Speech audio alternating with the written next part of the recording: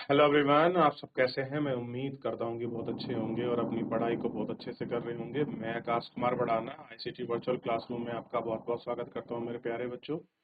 जैसा आपको पता है मेरे प्यारे बच्चों, बेसिकली हमारी आप 6 क्लास है और 6 क्लास में देख रहे हैं हमारे अतीत, और हमारे अतीत में चैप्टर नंबर 7 है। और आज हम देखेंगे राज्य से साम्राज्य तक, कि कोई क्षेत्र आपका राज्य से साम्राज्य तक कैसे पहुंचा, उसके विषय की स्थिति को हम लोग आपका अच्छी तरीके से देखेंगे और एक एक करके हम इस पे बात करेंगे कि राज्य साम्राज्य तक की स्थिति क्या रही और कैसे वो आपका पहुंच गया। रोशन के रुपए, आप एक कहानी है, आप ही की तरह बच्चा है, और आपको पता है हर चैप्टर को हम किसी न किसी स्टोरी से, किसी न किसी चीज से हम जोड़ देते हैं। आई समझ में? चलिए, जन्मदिन पर रोशन को दादाजी से कड़क नोट मिला। उसने अपने हाथ में दबा कर रखा था। नया सीडी खरीदने में बहुत मन था। उसके पास रुपया था और वो क्या चाह रहा था, ताकि वो उससे नई सीडी आपकी खरीद सके। लेकिन साथ ही वह बिल्कुल नए कड़क नोट को देखना, छूना और महसूस करना था। कैसे कैसे तो फील करना चाह रहे कि आखिर में है कैसे।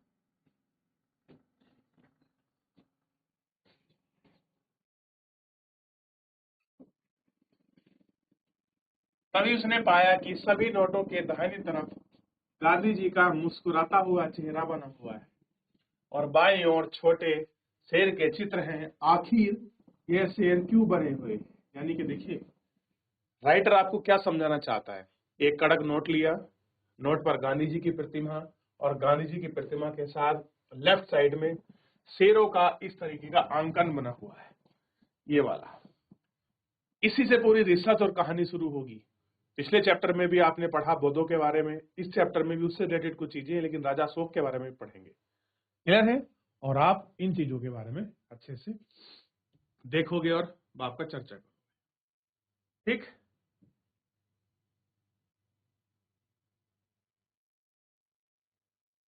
देख लिया।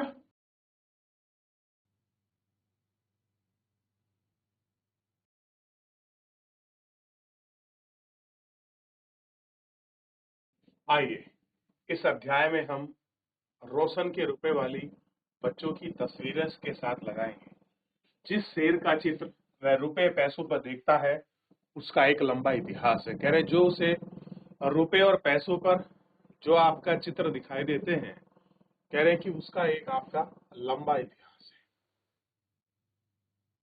उन्हें पत्थरों को काट कर बनाया गया है। उन्हें सारनाथ में एक विशाल स्तंभ स्थापित किया है। और आपने पहले भी पढ़ा है कि सारनाथ के बारे में जब बच्चे आपके जा रहे थे, तो एक बच्चे की माँ आपके टीचर से क्या कह रही थी पिछले चैप्टर में, कि आप बच्चों को सारनाथ घुमाने के लिए जरूर ले जाना। तो उसी चैप्टर का लिंक है बेटा। तो ये क्या है, सारनाथ के एक विशाल स्तंभ से है। एक वहां तो पढ़ा था हमने स्तूप, और यहाँ है स्तंभ। ध्यान दीजिए, क्या है ये, स्तंभ है। रिवीजन चल रहा है हमारा, ध्यान देंगे। क्या है, स्तंभ है। और कह रहे हैं कि जिसके बारे में तुमने लेसन नंबर 6 में पढ़ा है। अभी अभी पीछे से चैप्टर में तो हम पढ़ के आए हैं, क्योंकि ये चैप्टर नंबर क्या है आपका, 7 है। इतिहास के महानतम राजाओं में से एक अशोक के निर्देश पर इसके जैसे कई स्तंभ और आपके पत्थरों पर अभिलेखित उत्कीर्ण किया गया है।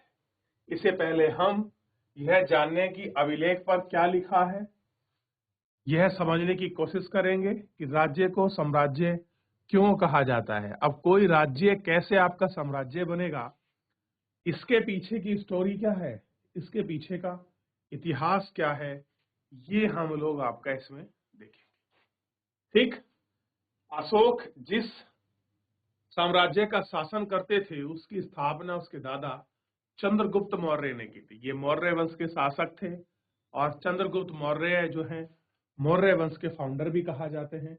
क्लियर है? आपको ज्ञान होना चाहिए क्या है। और समुद्रगुप्त इनके पिताजी थे।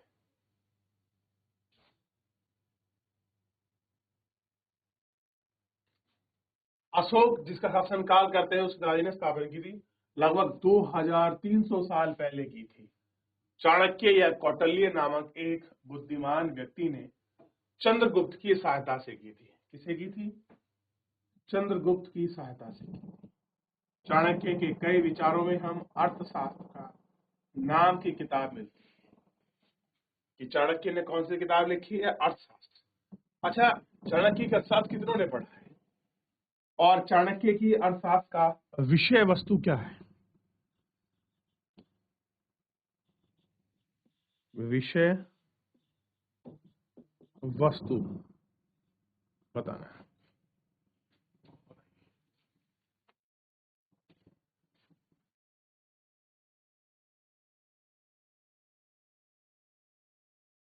देख लिया? साम्राज्यों में बहुत से नगर थे। कह रहे जो आपका साम्राज्य है उसमें कुछ आपके बहुत सारे नगर भी थे।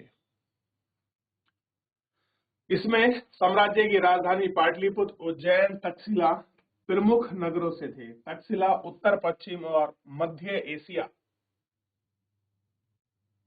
के लिए आने जाने का मार्ग, दूसरी तरफ उज्जैन उत्तर से दक्षिण की ओर जाने वाले रास्ते पर दिखता था। शायद नगर व्यापारी, सरकारी अधिकारी और शिल्पकार हुआ करते थे। साम्राज्य के बहुत बड़े क्षेत्र में किसान, पशुपालकों के गांव बसे हुए थे। मध्य भारत जैसे इलाकों में ज्यादातर हिस्सों में जंगल से भरा हुआ था। वहां पर लोग फल फूल संग्रहण और जानवरों का शिकार करते थे। साम्राज्य को अलग अलग इलाकों में विभिन्न लोग भाषा बोलते थे। वे लोग अलग अलग भोजन के प्रकार करते थे और यहाँ तक कि अलग अलग किस्म की पोशाक पहनते थे। क्या थे? अलग अलग किस्म की पोशाक पहनते थे। यानी कि आपको पता लगेगा कि उज्जैनी किधर है, कैसे वहां लोग हैं, नगर हैं, व्यापारी हैं, सरकारी अधिकारी हैं, शिल्पकार हैं, पशुपालक हैं, किसान हैं, कैसे जंगल है और किन किन क्षेत्रों में वो किस तरीके से काम करते हैं, सब आपको दिखाई देगा।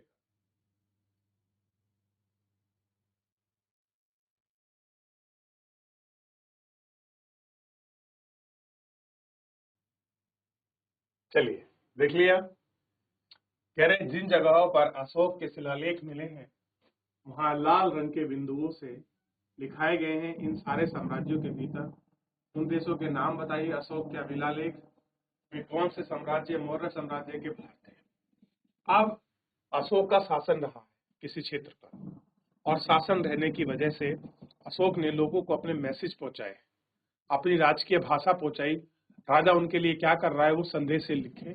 उन संदेशों को कहीं पत्थर पर, कहीं लोहे की लाट पर, कहीं शिलालेखों पर लिखवाया। उन्हीं को कहा गया है अभिलेख। क्लियर है? अब मैं आपको अभिलेख भी दिखाऊंगा किस तरीके का है। इसमें शायद है भी लेकिन मैं आपको दिखाऊंगा जरूर। ये भारत का नक्शा है और ये वो क्षेत्र है जहां पर अशोक के शिलालेख मिले हैं।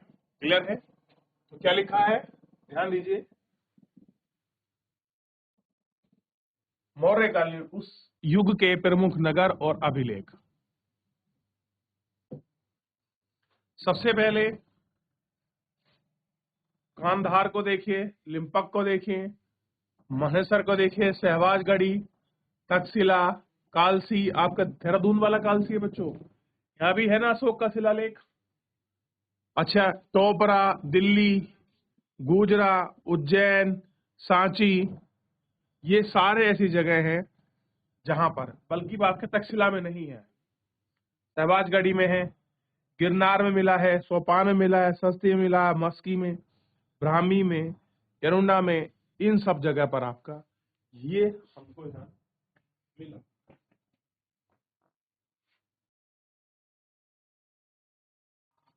देखिए ये सभी आपके क्या है, महत्वपूर्ण शिलालेख है।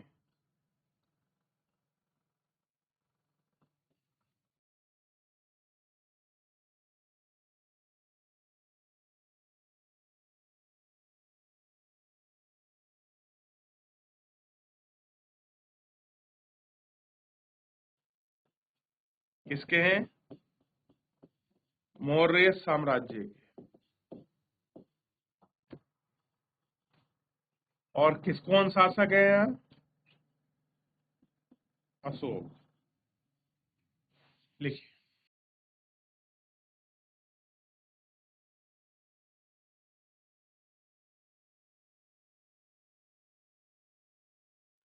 हो गया? देख लिया आपने? आगे बढ़े।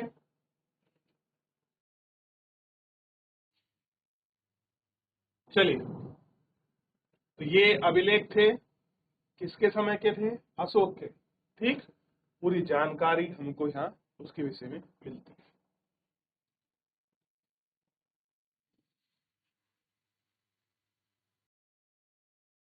राज्य साम्राज्य से कैसे भिन्न होते थे? कह रहे जो राज्य है वो साम्राज्य से कैसे भिन्न होते थे, उसकी भिन्नताओं के विषय में हमको पढ़ना है। कैसे भिन्न थे? चूंकि साम्राज्य राज्य से बड़े होते थे, तो जो आपके साम्राज्य हैं वो क्या होते थे? राज्यों से बड़े होते थे। उनकी रक्षा के लिए बड़ी सेनाओं की जरूरत पड़ती थी। सेना कैसी चाहिए? अब आप जितना बड़ा राज्य रखेंगे, आपको सेना की उतनी ही ज्यादा जरूरत होगी। इसलिए सम्राटों को राजाओं की तुलना में ज्यादा संसाधनों की जरूरत होती थी। अब राजा और सम्राट में अंतर है। सम्राट का क्षेत्र राजा से कैसा है? ज्यादा बड़ा है। ठीक, इसी कारण उन्हें बड़ी संख्या में कर इकट्ठा करने वाले अधिकारी की जरूरत होती थी। यही कारण था वो लोग क्या करते थे? टैक्स को इकट्ठा किया करते थे। कैसे करते थे? जो कर है उस कर का संग्रहण किया करते थे। कौन? आपके राजा नहीं, आपका साम्राज्य के सम्राट। और खुद नहीं करते थे वो, उनके आधिकारिक सिस्टम था, उसी के चैनल के माध्यम से था। आपने पढ़ा था कि राजा के यहाँ कर किस रूप में अब था? अगर कोई आपका पशुपालक है, दूध और घी के रूप में। कोई श्रमिक है, श्रम कार्य कर कर। शिल्पकार है तो कुछ काम कर कर। मूर्तिकार है तो कुछ मूर्ति बनाकर, इस तरीके से। और कोई किसान है तो अनाज देकर। तो वो राजाओं का कर सेशन का सिस्टम था। बल्कि हम बात कर रहे हैं साम्राज्य की, तो साम्राज्य में आपका कर लगाया जाता था और उसको उगाने के लिए प्रॉपर आपका सिस्टमेटिक वे से वो कर वसूला जाता था। क्योंकि मौर्य साम्राज्य बहुत बड़ा था, इसलिए अलग अलग हिस्सों पर अलग अलग ढंग से शासन किया जाता था। पाटलिपुत्र और उसके आसपास के इलाकों में सम्राट सीधा नियंत्रण था। यानी कि जो क्षेत्र सम्राट, यानी कि जो उनकी पाटलिपुत्र, जो उनकी कैपिटल थी, जो उनकी राजधानी थी, उसके आसपास के रीजन में सम्राट सीधा प्रशासन कर रहा था। इसका मतलब यह हुआ इस इलाकों में गांव और शहरों के किसान और पशुपालकों, शिल्पकारों और व्यापारी को कर इकट्ठा करने के लिए राजा अधिकारियों की नियुक्ति करता था। क्या कर रहा है? राजा अधिकारियों की नियुक्ति। राजा का मतलब है सम्राट से ही। ठीक, जो राजा के आदेश का उल्लंघन करते थे, अधिकारी उनको सजा भी देते थे। इनमें कई अधिकारियों को वेतन दिया जाता था। संदेश वाहक एक जगह से दूसरी जगह घूमते रहते थे। राजा के जासूस अधिकारियों के कार्यकलाप पर नजर आते थे। इन सब के ऊपर सम्राट जो राज परिवार एवं वरिष्ठ मंत्रियों की सहायता से सब पर नियंत्रण रखते थे। यानी कि अपने परिवारजन, मंत्री, वरिष्ठ, इन आदि के चीज से वो क्या करते थे? उन पर अपना नजर गड़ाए हुए थे। यानी कि शासन कैसे चलेगा, ये अपने समन्वय के साथ वो लोग इतना रखते थे कि जो पास वाला क्षेत्र है वो राजा के नियंत्रण के अधीन रहकर उससे सीधा प्रत्यक्ष वो नियंत्रण रखता था।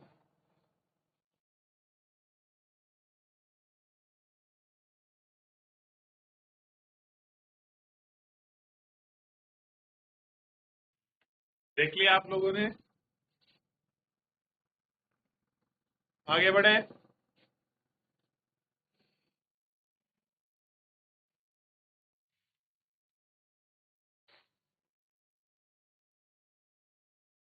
चलिए, मौर्य साम्राज्य के भीतर कई छोटे प्रांत थे। इन पर तक्षशिला, उज्जैन जैसी प्रांतीय राजधानी का शासन था। कुछ हद तक पाटलिपुत्र, इन क्षेत्रों पर नियंत्रण रखे जाते थे। अक्सर राजकुमारों का वहां का राज्यपाल यानी कि गवर्नर नियुक्त किया जाता है। जो भी आपके प्रांत हुआ करते थे, उन प्रांत को नियंत्रण करने के लिए जो राजा का पुत्र था, जिसको हम राजकुमार कहते हैं, उसको गवर्नर या राज्यपाल बनाकर वहां भेजा जाता था। क्या करते थे? उसको राज्यपाल बना। लेकिन ऐसा लगता है कि कई जगहों पर स्थानीय परंपराओं और नियमों को ही मानते थे। बहुत सी जगह, हर जगह के लोकल शासन और इन्फ्लुएंसर की आधार पर ही वहां आपका शासन चलता था। प्रादेशिक केंद्रों के बीच विस्तृत क्षेत्र थे। इन इलाकों में मौर्य शासक सिर्फ मार्गों और नदियों पर ही नियंत्रण रखने की कोशिश करते थे, जो कि इनके आवागमन के लिए महत्वपूर्ण थे। यहीं से जो संसाधन कर और भेंट के रूप में मिलते थे, उन्हें इकट्ठा किया जाता था। उदाहरण के लिए अर्थशास्त्र में लिखा है कि उत्तर पश्चिमी कंबल वाले और दक्षिण के में सोने और पत्थर की कीमतों के प्रसिद्ध संभाव संसाधनों के नजराने के रूप में इकट्ठे किए जाते थे। और अंत में जंगल वाले इलाके आते थे। वहां के रहने वाले लोग काफी हद तक स्वतंत्र थे और उनसे उम्मीद की जाती थी कि वे मौर्य पदाधिकारियों को हाथी, लकड़ी, मधु, मोहर जैसी चीज लेकर आए। ये सारी चीजें इसमें आपका रखी जाती है।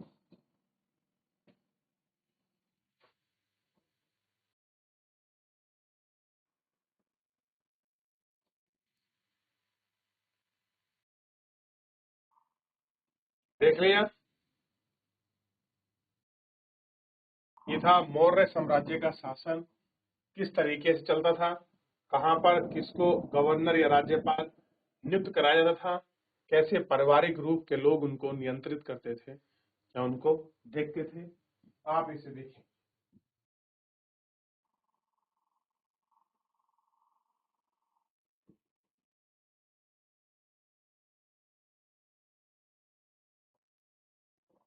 देखिए, अब राजा के लिए लोग आपका नजराने लाते थे। कर की नियमित ढंग से इकट्ठा किए जाते थे। नजराना अमित रूप से सब जगह संभव हो इकट्ठा किया जाता था। ऐसे नजराने पीढ़ियां पदार्थों के रूप में लोग द्वारा लाए जाते थे। कैसे थे?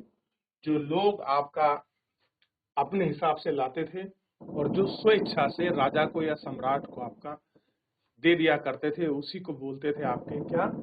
नजराना। ठीक, क्या बोलते थे? आपके नजराना बोलते थे। तो राजाओं को देने वाली जो भेंट थी, उसको आपका नजराना कहा।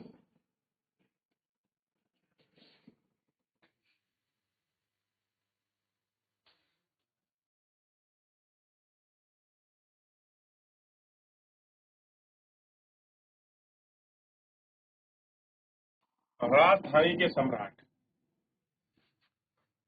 मेगस्थनीज चंद्रगुप्त के दरबार में पश्चिमी एशिया के यूनान राजा सेकुलर निकेटस का राजदूत था। तो पता होना चाहिए मेगस्थनीज कहाँ का था। तो वेस्टर्न एशिया में एक प्रांत पड़ता है यूनान। यूनान के राजा थे। यूनान में मैसेडोनिया एक प्रांत था और मैसेडोनिया प्रांत के राजा थे आपका सेकुलस निकेटर, उनका राजदूत है। मेगस्थनीज ने जो कुछ यहाँ देखा उसका विवरण दिया। विवरण का मतलब होता है आपने कुछ देखा और आप उसके बारे में लिखें।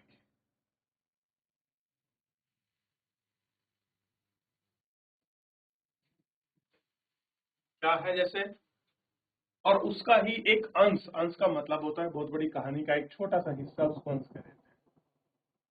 सम्राट का जनता के सामने अवसरों पर शोभा यात्रा के रूप में मनाया जाता है। यानी कि जब सम्राट जनता के सामने आता था तो लोग उसको अवसर और आपका शोभा यात्रा के रूप में देखते थे। कैसे है कि शोभा यात्रा, जैसे किसी राजा महाराजा, किसी साधु संत की जो शोभा यात्रा निकलती है बैंड बाजों के साथ, उस तरीके से उन्हें एक सोने की पालकी में लाया जाता था। उनके अंगरक्षक सोने और चांदी के अलंकृत हाथियों पर सवार होते थे।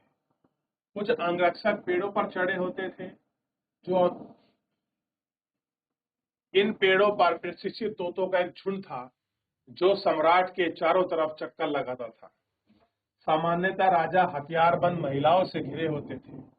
वे हमेशा इस बात से डरते थे कि कहीं कोई उनकी हत्या करने की कोशिश ना करे।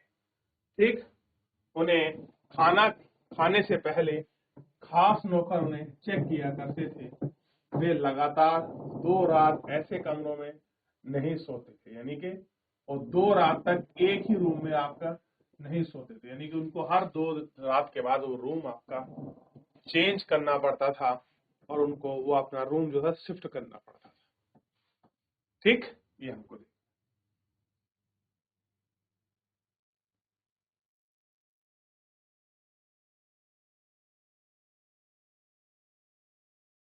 और आधुनिक पाटलि मतलब पाटलिपुत्र और आधुनिक पटना के बारे में।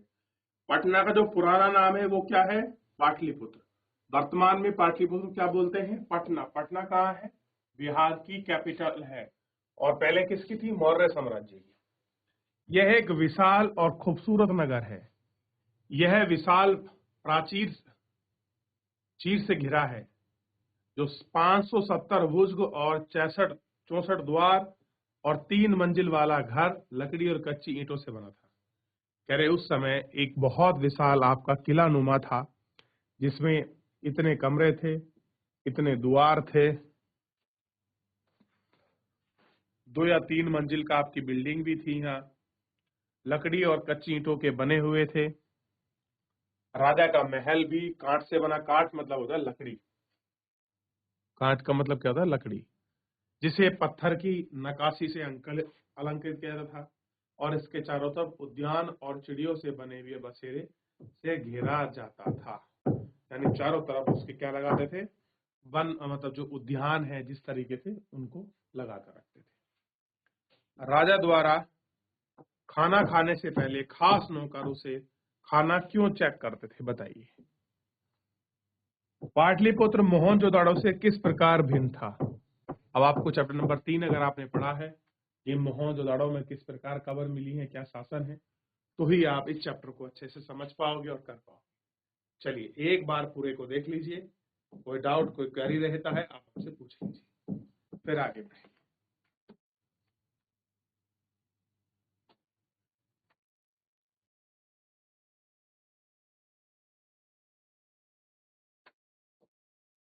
चलिए देख लिया आप लोगों ने। तो इस प्रकार राजा अपने साम्राज्य में, अपने राजधानी क्षेत्र और में इस तरीके से वो आपका शासन किएगा। तो फिलहाल मेरे प्यारे बच्चों, इस लेक्चर में इतना ही। मिलेंगे नेक्स्ट लेक्चर में। तब तक आप लोग ध्यान रखिए और अपने चैप्टर का अच्छे से रिवीजन करिए। फिलहाल आज के लिए इतना ही।